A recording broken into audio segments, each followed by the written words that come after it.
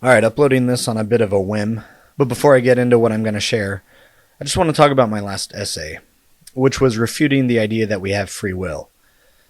This has been received very well so far, and if you haven't listened to it, I ask that you please go ahead and do so. I know it's long, it's over 4 hours, but it's of utmost importance. If it were a book, it would be close to 200 pages, so yeah, I know it's long. If you'd rather read it, for that sake, Apple and YouTube automatically transcribe the audio into text, and there's a button you can press in order to read the text if you don't want to listen to 4 hours. Maybe someday I can turn my work into a published book. That's a long-term goal, and I know I have a lot of room to improve. But anyway, please listen to that essay. The latter half is much more engaging than the first half, so please make it through that essay.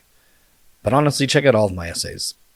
I don't share anything unless I think it's important, and I write out of love and in hopes of making the world a little bit better each time. Coming out next, I'm going to have a hugely controversial essay, hopefully within a month or so, which I frankly am extremely scared to put out.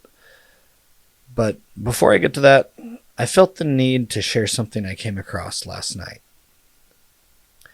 I wasn't planning to do this, but I found this so moving, I felt I must do more than click the share to my story button on Instagram and read you the whole thing.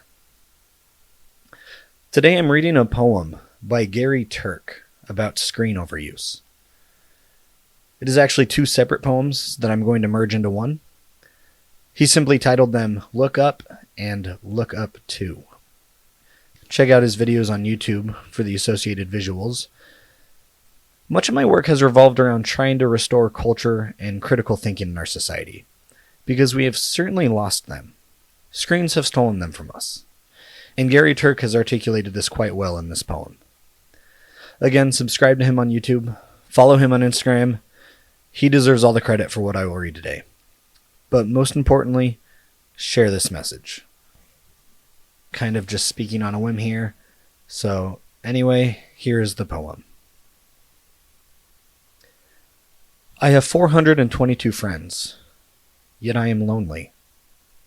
I speak to all of them every day, yet none of them really know me.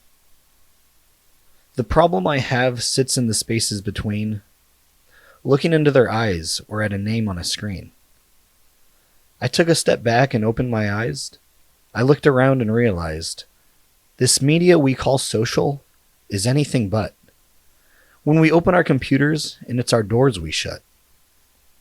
All this technology we have, it's just an illusion. Community, companionship, a sense of inclusion. Yet when you step away from this device of delusion, you awaken to see a world of confusion. A world where we're slaves to the technology we mastered, where our information gets sold by some rich, greedy bastard. A world of self-interest, self-image, self-promotion, where we share all our best bits, but leave out the emotion. We are at our most happy with an experience we share, but is it the same if no one is there? Be there for your friends, and they'll be there too, but no one will be if a group message will do. We edit and exaggerate, we crave adulation, we pretend not to notice the social isolation. We put our words into order until our lives are glistening. We don't even know if anyone is listening. Being alone isn't the problem, let me just emphasize. If you read a book, paint a picture, or do some exercise, you're being productive and present, not reserved or recluse. You're being awake and attentive, and putting your time to good use. So when you're in public and you start to feel alone, put your hands behind your head, step away from the phone. You don't need to stare at your menu or at your contact list. Just talk to another. Learn to coexist. I can't stand to hear the silence of a busy commuter train, when no one wants to talk through the fear of looking insane. We're becoming unsocial. It no longer satisfies to engage with one another and look into someone's eyes. We're surrounded by children who, since they were born, have watched us living like robots and think it's the norm. It's not very likely you'll make the world's greatest dad if you can't entertain a child without using an iPad. When I was a child, I would never be home. I'd be out with my friends, on our bikes. We would roam. We'd wear holes in our trainers and graze up our knees.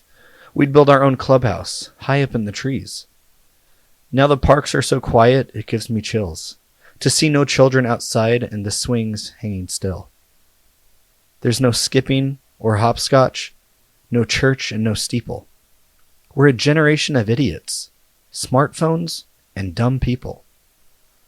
So look up from your phone, shut down that display, take in your surroundings, and make the most of today. Just one real connection is all it can take to show you the difference that being there can make. Be there in the moment when she gives you the look that you remember forever, as when love overtook. The time you first hold her hand or first kiss her lips, the time you first disagree but still love her to bits. The time you don't need to tell hundreds about what you've just done because you want to share this moment with just this one. The time you sell your computer so you can buy a ring for the girl of your dreams who is now the real thing. The time you want to start a family, and the moment when you first hold your baby girl and get to fall in love again. The time she keeps you up at night and all you want is rest, and the time you wipe away the tears as your baby flees the nest. The time your little girl returns with a boy for you to hold, and the day he calls you granddad and makes you feel real old. The time you take all you've just made just by giving your life attention, and how you're glad you didn't waste it by looking down at some invention. I'm not going to make it through this. The time you hold your wife's hand and sit down beside her bed, you tell her that you love her and lay a kiss upon her head. She then whispers to you quietly, as her heart gives a final beat, that she's lucky she got stopped by that lost boy in the street. But none of these times ever happened. You never had any of this. When you're too busy looking down, and you don't see the chances you've missed. So look up from your phone, shut down those displays. We have a finite existence, a set number of days. Don't waste your life getting caught in the net, as when the end comes, nothing's worse than regret. I am guilty too of being part of this machine, this digital world where we are heard but not seen. Where we type and don't talk, where we read as we chat, where we spend our hours together without making eye contact. Just don't give in to a life where you follow the hype. Give people your love, don't give them your like. Disconnect from the need to be heard and defined. Go out into the world. Leave distractions behind. Look up from your phone, shut down that display. Stop watching this video. Live life the real way. 10 years later, he wrote this. I made a video 10 years ago, and it gained millions of views. It went viral on the internet and was featured on the news. It warned how social media and smartphones are pulling us apart, but we're looking down more than ever, and I don't know where to start. I'm aware that posting this online may make me look like a hypocrite, but if everyone's on their phone, there's no better way to deliver it. We used to go on the internet to make our real lives easier, but now we're online more than offline, and our lives have never felt busier. Since I made the first video, so many new updates have arrived. There was no TikTok, no Reels. The newest iPhone was the 5. How much of our lives are now lost to mindlessly scrolling? How much of our time are we now actually controlling? The average person will spend 34 years staring at a screen. That's time you won't get back. Time that could have been special. It takes just 10,000 hours to master new things, but we trade our dreams for memes as we surrender to pings. It's become an obsession, and we show no signs of stopping. We rely on our smartphones for work, play, and shopping. We even upload our love lives, relying on apps for dating. It's like our lives have been downgraded, while our phones keep updating. We're all watching the world through a window that we hold in our hands. We turn the camera to ourselves and live lives into brands. Our profiles tell lies about what we're going through, as we prioritize selfies over sharing what's true. We document our whole lives online, posting everywhere we go. We're a generation of show-offs with little to show. We know it's all fake, yet still hate how it feels, as we struggle to live up to our own highlight reels. We turn our friends into audiences, and our lives become a performance, where sharing and comparing become of utmost importance. There's a necessity to record things, or else it's like it's never happened. Trading memories for attention, now filtered and captioned. We've been conditioned to be this way. This is all by design. A handful of tech companies making money from our minds. Social media is not free when it's our data they take. The more of your life they can harvest, the more money they make. So they hook us all in and make us addicted to screens, using tricks and techniques inspired by slot machines. A small group of billionaires influencing billions of people, controlling how we act, think, and live. How is this legal? Anxiety, depression, and self-harm are all on the rise, at a time we look at our phones more than people's eyes. It's no surprise we feel poisoned when we are all equipped with devices that light our brains the same as a drug addict. Yet we give screens to our kids and watch them withdraw at speed, missing out on skills and experiences that they need to succeed. Experts plead with schools and parents to take smartphones away so that children raised by algorithms don't forget how to play. Don't scroll instead of sleep and become zombies by day. But it is possible to live in the real world and still thrive in the digital. Nobody is saying we should get rid of it all. We are the lucky generation who have this technology to hold, so let's choose a life well lived and refuse a life well scrolled. Let's live our lives out loud and use these tools to serve a purpose. We can choose how we use them and refuse to let them hurt us. Rather than turn us into consumers, we can use this tech for more, to learn languages, to build companies, to highlight hunger and war. In the right set of hands, our phones can build a better reality. Instead of turning us into robots, they can improve upon humanity. Like the difference this one person made to every person on the planet, because they used their phone for good rather than just out of habit. But none of these ever happened, and we will never see any of this if we're all too busy looking down. There's a right time and a wrong time to be staring at a screen. Like how a text that could wait can lead to a life unseen. A life filled with dreams that we will never know. A life filled with memories that will never be grown. A life like this, a life like your own. Our lives are worth more than anything on a phone. Our lives are worth more than anything on a phone. Look up from your phone or use it the right way. It's not just your life you may be wasting today. So I don't know how much of the crying I'm going to end up taking out of that, but clearly something that's emotional and speaks to me. It's amazing how hard it is to connect with people today, because all of our interests have converged on screens. I don't have friends I could talk to philosophy about.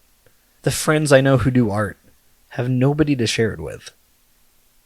We have lost culture. And if that in itself wasn't a moral emergency, all of what he shared in that poem was extremely accurate. Anxiety and depression is on the rise. This was the whole basis of Jonathan Haidt's work in The Anxious Generation. I've talked a lot about that in my work, and if you haven't read that book, I highly suggest you check it out. The rates Gen Zers are killing themselves and harming themselves should be breaking all of our hearts. We are so blessed and so lucky just to live in this country. We have so much wealth we don't even know what to do with it. And we squander it all and waste all of it and kill ourselves as a result from our good fortune. This isn't just a matter of us old millennials or old boomers judging the new generations for having interests that are different than theirs. This is a matter of the younger generations indulging so much in screen time that they are literally making themselves anxious and depressed and ending their own lives. This is a moral emergency. Again, people are dumber nowadays. Culture is dying. This affects all of us. Think of how often you use your phone and ask yourself, are you happy with how much you use it? Just about everybody I talk to, from work to at the gym and my other friend groups, always say they use it too much and try to stop. But so many of us can't. It's not that easy. And we need to take this problem seriously. I think of how much time I've wasted in my life. Being addicted to video games, scrolling, watching YouTube videos, watching porn, and how much it set me back. I can't imagine any of those setbacks happening in a world where indulging in this much screen time was the norm. It certainly affected me.